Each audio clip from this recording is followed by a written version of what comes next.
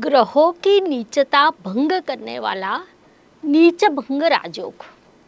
नमस्कार, मैं astro गुरुमा doctor ज्योति जोशी आप सभी ज्योतिष प्रेमी एवं अध्ययनकर्ताओं का हार्दिक स्वागत करती हूँ। हम ज्योतिष एक एक विषय का शास्त्रोक्त पद्धति से अध्ययन कर रहे हैं। हर विषय को विस्तार से समझाने का मेरा प्रयास है। उस अनुसार आज हम नीच भंग राजयोग इस विषय पर विस्तार से वार्तालाप करेंगे। यह सब जानकारी शास्त्रीय होने के कारण एक बार सुनने पर यदि आपको न समझ आए तो उसे पुनश्च सुनें, ताकि आपका अध्ययन परिपूर्ण हो। विषय को लेकर यदि आपके कोई प्रश्न हो तो उन्हें कमेंट बॉक्स में अवश्य लिखें।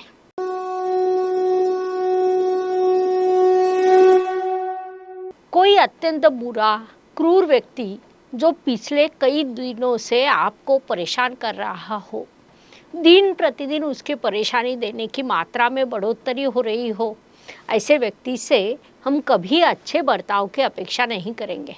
लेकिन वही व्यक्ति जब अप्रत्याशित रूप से अच्छा बर्ताव करने लगे, हमें जो चाहिए वह देने लगता है, तब बड़ा आश्चर्य होता है। अपने लिए वह चमत्कार ही कहा जाएगा। इतने दिनों तक जिसने हमें अनगिनत यातनाएं दी, क्या वह यही है? ऐसा लगने लगता है। वह हमारी इतनी मदद करता है कि पहले उसने हमें परेशान किया हो, यह हम भूल जाते हैं। उस व्यक्ति में अचानक रूप से इतना बड़ा बदलाव कैसे हुआ? उसके पीछे अनेक कारण हो सकते हैं, लेकिन पहले बुरा लगने वाला व्यक्ति बाद में हमें अच्छा लगने लगता है। वास्तविक जीवन में ऐसा हो नहीं सकता। यदि ऐसा हुआ तो वह किसी चमत्कार से कम नहीं होगा। ज्योतिष में नीचभंग राजयोग में कुछ ऐसा ही होता है। कुंडली में ग्रह जब अपनी नीच राशि में विराजमान होता है, तब वह अशुभ होकर जातक को फल भी अशुभ प्रदान करता है। जातक के जीवन में विभिन्न प्रकार की समस्याएं उत्पन्न करता है, लेकिन ज्योतिष के अनुसार वह नीच राशि में विराजमान ग्रह कभी कभी अप्रत्याशित रूप से शुभ होकर अत्यंत शुभ फल प्रदान करने लगते हैं।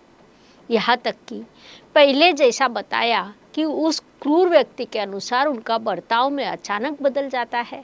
किसी व्यक्ति में क्या इतना बड़ा परिवर्तन हो सकता है? तो हाँ, निश्चित रूप से हो सकता है, क्योंकि सबसे पहले वह मनुष्य है। क्रूरता या बुरी प्रवृत्ति यह उसकी स्थिति है। उसी प्रकार किसी ग्रह का नीच राशि में होना यह उसकी स्थिति है। वह स्थिति शुभ, अशुभ या बुरी हो सकती है, लेकिन वह ग्रह बुरा नहीं हो सकता। इसे ज्योतिष में नीचभंग राजयोग कहते हैं। यह एक राजयोग है जो जातक को उसकी अपेक्षा के विपरीत बहुत कुछ प्रदान करता है, लेकिन उसके लिए जातक को पहले बड़ा संघर्ष करना पड़ता है। अर्थात संघर्ष अटल है, कोई उससे बच नहीं सकता। परिस्थिति से संघर्ष करते हुए अत्यंत दयनीय अवस्था में जीवन व्यतीत करने वाले कई लोग हमारे इर्द गिर्द होते हैं। उनकी अवस्था इतनी बुरी होती है कि छोटी सी छोटी चीज़ प्राप्त करने के लिए उन्हें बड़ा संघर्ष करना पड़ता है।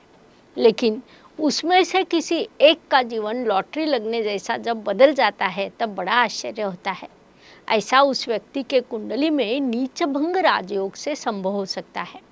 ऐसा कई लोगों में किसी एक के साथ हो सकता है, क्योंकि नीचभंग राजयोग अत्यंत दुर्लभ माना जाता है।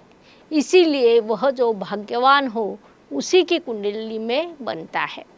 नीचभंग का अर्थ क्या होता है?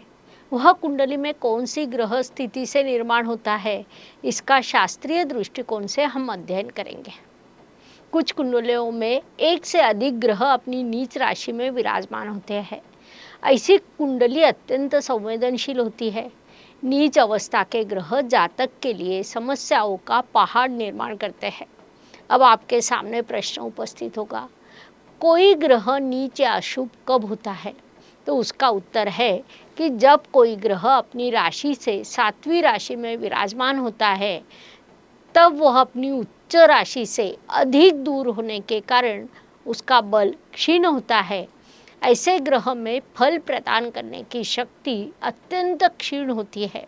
इसीलिए वह अशुभ माना जाता है और नीच अवस्था को प्राप्त होता है। यह सब भले ही सत्य हो, लेकिन ग्रहों का सूक्ष्मता से अध्ययन करने के बाद ही किसी निष्कर्ष तक पहुंचना चाहिए, क्योंकि ऐसे ग्रह कुछ विशेष स्थिति में उच्च ग्रहों के समान फल देने लगते हैं। इस विशेष स्थिति को ही ज्योतिष में नीचभंग राजयोग कहा जाता है, क्योंकि तब उस ग्रह की नीचता भंग होती है। कुंडली में नीचभंग राजयोग निर्माण करने वाली विशेष स्थिति कौन सी होती है, इसका हम अध्ययन करेंगे। कुंडली में नीचभंग राजयोग निर्माण होने के लिए ज्योतिष में कुछ नियम बताए गए हैं, वह इस प्रकार के हैं। कुंडली में कोई ग्रह जिस राशि में नीच होकर विराजमान हो, उस राशि के स्वामी की दृष्टि उस ग्रह पर पड़नी चाहिए, या जिस राशि में ग्रह नीच हुआ है उस राशि का स्वामी सहगृही होकर गठबंधन करता हो, तो कुंडली में नीचभंग राजयोग निर्माण होता है। कुंडली में कोई ग्रह जिस राशि में नीच होकर विराजमान है, उस राशि का स्वामी अपने उच्च राशि में विराजमान हो, तो कुंडली में नीचभंग राजयोग निर्माण होता है। कोई ग्रह नवमांश कुंडली में अपनी उच्च राशि में विराजमान हो, तो ऐसी स्थिति में भी उसका नीचभंग होकर वह ग्रह राजयोग कारक बनता है। कुंडली में कोई ग्रह अपनी नीच राशि में विराजमान होकर अपने से सप्तम स्थान में विराजमान नीच ग्रह पर दृष्टि डालता है, तो दोनों ग्रहों का नीचभंग होता है। ज्योतिष के अनुसार यह ग्रह स्थिति महान राजयोग कारक मानी गई है। ग्रह अशुभ एवं समस्या निर्माण करने वाले होने के उपरांत भी उसमें अत्यंत शुभ फल प्रदान करने की शक्ति उसके द्वारा निर्माण होती है। परिणाम स्वरूप ऐसे जातक का भाग्य समृद्ध होता है। कुंडली में कोई ग्रह जिस राशि में नीच होकर विराजमान है, उस राशि का स्वामी स्वराशि से केंद्र स्थान में उपस्थित हो, या जिस राशि में नीच ग्रह उच्च होता है उस राशि का स्वामी केंद्र स्थान में विराजमान हो, तो ऐसी स्थिति में भी नीचभंग राजयोग निर्माण हो सकता है। कुंडली में ग्रह जिस राशि में नीच होकर विराजमान है, उस राशि का स्वामी या जिस राशि में नीच ग्रह उच्च अवस्था को प्राप्त होता है, उस राशि का स्वामी लग्न के केंद्र में कहीं भी विराजमान हो, तो कुंडली में नीचभंग राजयोग निर्माण होता है। किसी कुंडली का विश्लेषण करते समय नीचभंग राजयोग को देखते समय ज्योतिष में बताए गए नियमों की हमें जानकारी होनी चाहिए, तभी हम जातक को उचित फल कथन कर सकते हैं। नीचभंग राजयोग का संपूर्ण अध्ययन करते समय एक चीज बार बार आती है, कोई ग्रह किसी राशि में नीच या उच्च हो रहा हो, इसे और अच्छी तरह से समझने के लिए हमें कौन सा ग्रह किस राशि में नीच या किस राशि में उच्च होता है, यह समझना आवश्यक है। रवि ग्रह मेष राशि में उच्च तो तुला राशि में नीच अवस्था को प्राप्त करता है। चंद्रमा ग्रह वृषभ राशि में उच्च तो वृश्चिक राशि में नीच अवस्था को प्राप्त होता है। मंगल ग्रह मकर राशि में उच्च तो कर्क राशि में नीच अवस्था को प्राप्त होता है। बुध ग्रह कन्या राशि में उच्च तो मीन राशि में नीच अवस्था को प्राप्त होता है। गुरु कर्क राशि में उच्च तो मकर राशि में नीच अवस्था को प्राप्त होता है। शुक्र ग्रह मीन राशि में उच्च तो कन्या राशि में नीच अवस्था को प्राप्त होता है।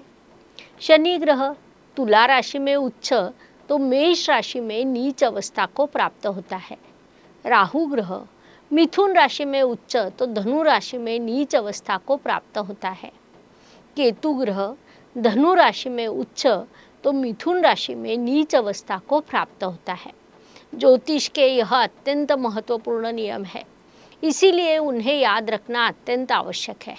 केवल नीचभंग राजयोग देखने के लिए नहीं, बल्कि अन्य कई जगहों पर आपको इसका उपयोग हो सकता है। कुंडली के नीचभंग राजयोग से जातक का भाग्य पूर्ण रूप से बदल जाता है। पहले जातक को भरपूर कष्ट उठाने पड़ते हैं, बड़ा संघर्ष करना पड़ता है, समस्याओं का सामना करना पड़ता है, उसके बाद जातक के लिए सफलता के द्वार खुलते हैं। विशेष रूप से राजनीति, विज्ञान, रुग्ण सेवा या धार्मिक क्षेत्रों में ऐसे जातकों को बड़ी सफलता मिलती है। समाज में प्रतिष्ठा, मान सम्मान मिलता है। इस विषय को समझने के लिए इतनी जानकारी पर्याप्त है। हम यही रुकते हैं, पुनश्च अवश्य मिलेंगे। धन्यवाद। शुभम भवतु। जय ज्योतिष। ज्योतिष का अध्ययन तथा शास्त्र की शास्त्रीय तरीके से पढ़ाई करने के लिए मेरी 2 किताबें प्रकाशित हो चुकी है, उनका अवश्य लाभ लीजिए। Please like, share and subscribe the channel. और हाँ, बेल आइकॉन दबाना ना भूलें। धन्यवाद।